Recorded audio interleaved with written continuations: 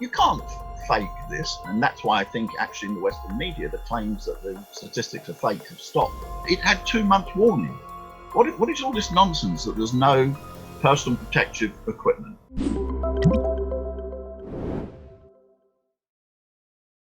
But let's deal with the question, are they ready to open the economies? The answer is no. Well, if you've got, average of 1 death per day, for example, or China 0 deaths per day, then you can open the economy gradually.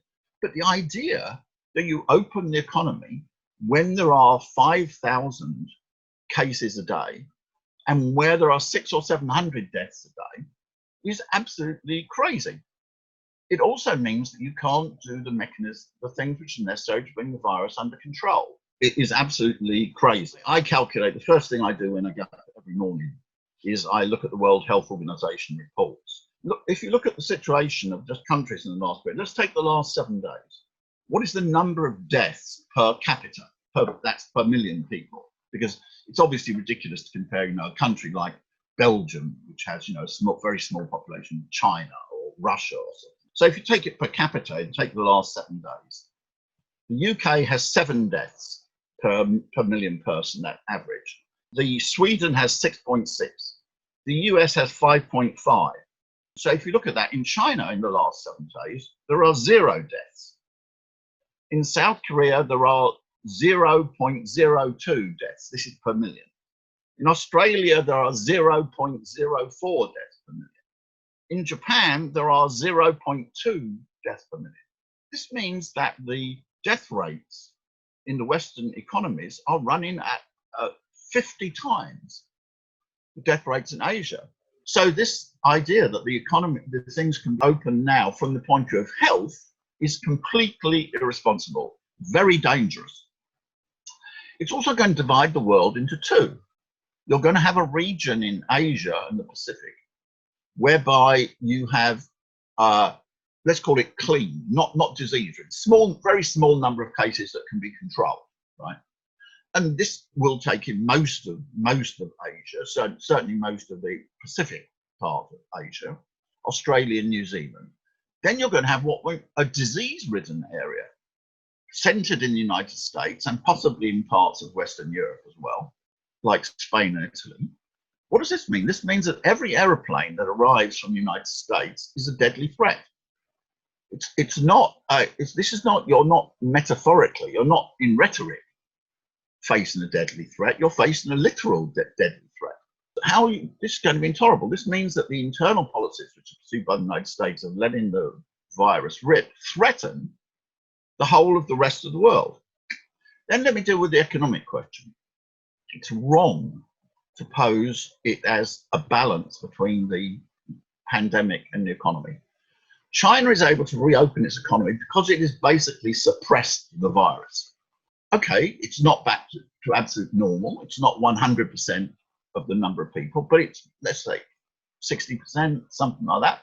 I noticed there were traffic jams the other day in Beijing, right? Okay.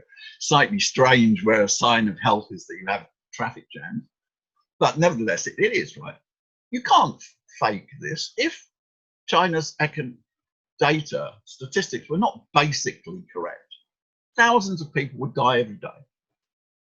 You can't, every country could conceal. There are really 20 cases and they claim the 10. Nobody would be able to find out, right? Okay.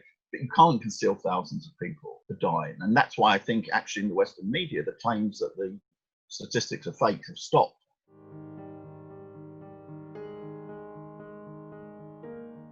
American billionaires wanting to. Murdoch, for example, also media carrying out a huge campaign to try to get the US open. The Murdoch press, there's a very good article by Kevin Rudd, the former Prime Minister of Australia, who says that this attempt to claim that the virus originated in a laboratory in Wuhan is being systematically spread by the Murdoch press. It's a rather long article and he goes through it in rather great detail.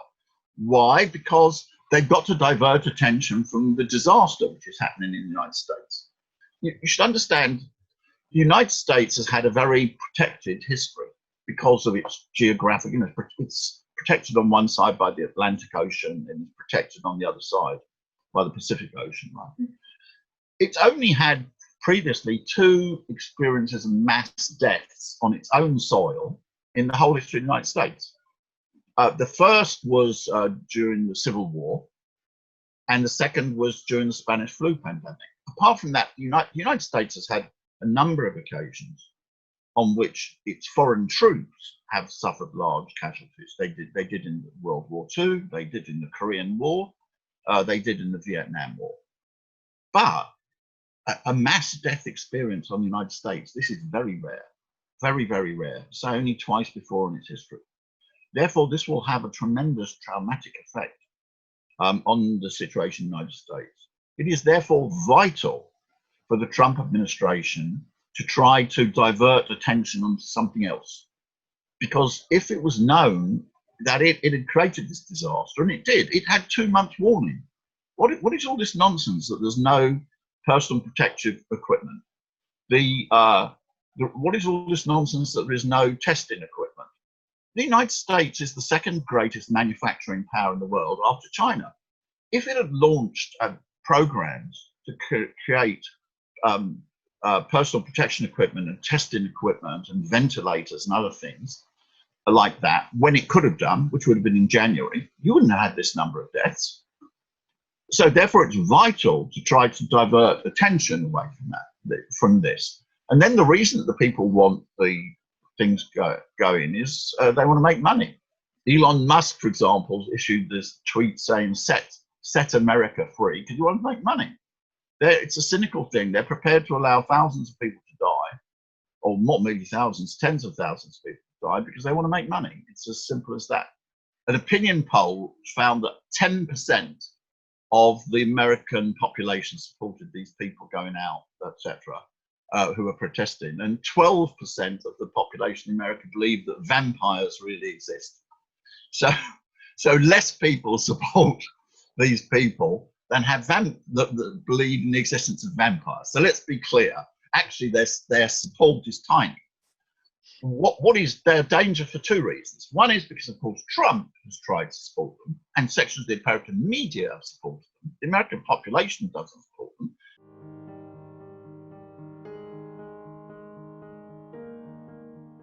Yes, I think this is negative. The most serious of these was the situation in Italy. Because Italy was hit several weeks before other countries in Europe, Italy made very urgent appeals for help.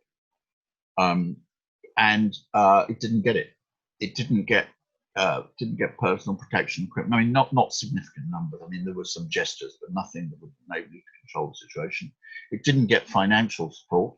And I know that Italy feels very betrayed, we may say. That this is one of the reasons why there's been a sharp shift in public opinion in Italy towards China. For example, a recent opinion poll said, which country do you consider it most important to have relations with in the future? And 30% said the United States and 36% said China. Also, Russia aided Italy, not as much as China, because Russia doesn't have the manufacturing capacity that China has. Yeah, so a number of countries felt very let down. This is going to have a negative effect on the solidity of the EU. Also, there was no uniform strategy which is involved on the lockdown. Say some countries were very successful. Slovak Republic is the most extreme case, very, very low numbers of deaths, but also some other places. And whereas in Western Europe, you have a disaster. So I think this is going to undermine the homogeneity of the European Union. But again, we don't know how it's going to end because we're not near the end of the crisis.